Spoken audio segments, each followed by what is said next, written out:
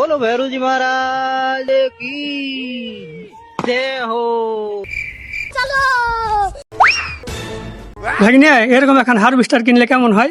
10 লাখ টাকা দাম, 1 বছর গম মারলি 5 লাখ শোধ, আর 5 লাখ টাকা থাকবে তখন দেখা যাবে। কি মনে করিস?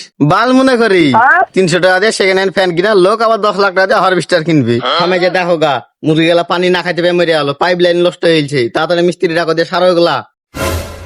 পাইপ লাইন নষ্ট হয়েছে, তুই আমাকে এখনো বলছিস না? তাড়াতাড়ি পরিচয় মিস্ত্রিকে ফোন কর।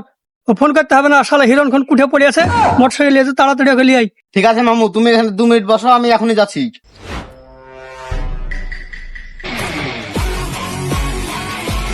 দেখো মামু, তোমার এটা মিস্ত্রি আর এটা হেল্পার। হ্যাঁ ঠিকই আছে। হিরণ খোর আইলো আইলো সাথে গিয়ে আবার কাকে নিয়ে এলো রে? কাজ মাজ পারবে ও? কি কাজ দেখান তো আগে। তুমি কি বলছো গো? আমার মিস্ত্রি বুজ খলিফার পাইপ ঠিক করেছে।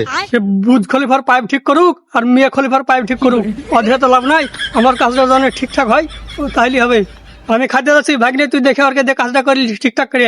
হ্যাঁ মামু, তুমি খাই এসো, আমি ওদেরকে দেখে সব ঠিকঠাক কাজ করে লিছি। সব নামো।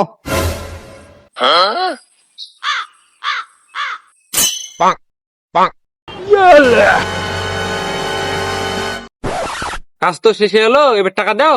আমাকে আবার সকাল তোলার বাড়ি পাইপ লাগাইতে দিতে হবে। আমার কাছে টাকা আছে, রহ মামু আসুক দিয়ে দিছে। ওই তো মামু চলে এসেছে। ভাগ্নে কাজের খবর কত দূরে? মামু কাজ কমপ্লিট, মিস্ত্রিকে টাকা দিয়ে দাও। টাকা তো দিব, এই শালা হিরণ খরের তো বিশ্বাস নাই। এর আগে সে এই জায়গার পাইপ ও জায়গায়, ও জায়গার পাইপ ও জায়গায় ভিডিও নষ্ট করে দিয়েছিল। আমি আগে চেক করে আসি ঠিকঠাক আছে কি। আগে টাকা দাও, তারপর তুমি পরে তুমি কাজ চেক করলিও। হ্যাঁ তোদের মাঙ্গে টাকা ভরি দিব রে শালা। যার আগে তো দুজনে এসে পাইপ ভুং ভাং লাগিয়ে দিয়ে গেছিলি। হ্যাঁ দেও, আবার আমাদেরকে অন্য মিস্ত্রি ডাকে এনে ঠিক করতে হয়েছে। মেলাটা খরচ হয়েছে, ডবল টাকা লেগেছে।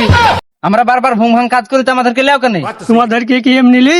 অন্য মিস্ত্রি ডাকলে 1200 টাকা খরচ লাগে, আর তোমাদের দুজনকে 100 টাকা হিরণ খাইলে হয়ে যায়। 100 টাকার হিরণ খেয়ে কাজ করলে তো কাজ ভুং ভাং হবে। ওসব বাদ দাও, আজকের খরচ দাও। হ্যাঁ ঠিক আছে, তো 1 মিনিট লাগবে, আমি চেক করে নিই যে তোমাদেরকে টাকাটা দিয়ে দিছি। মামু দেখো ট্যাঙ্কিতে পানি যাওয়া দিয়ে সব পানি এমনি বাড়িয়েছে। আমি জানতো হিরণ খরেরা কোনো না কোনো গড়বড় করবে, এর লাগে আমি টাকা দিইনি। এই শালারা পানি এমনি কেন বাড়াচ্ছে? পানি যখন এমনি ভুল করে বাইরে গেলছে, এমনি গেট কেটে দাও। মুরগি আসবে, খাবে আর ভিতরে যাবে, আবার বাইরে এসে খাবে। হ্যাঁ উস্তাদ ঠিকই বলেছে, দাও টাকাটা টপ করে ঝাড়া ধনি বাড়ি যায়। ভাগ্নে তাহলে শালা হিরণ খরকে টাকাটা দিয়াই।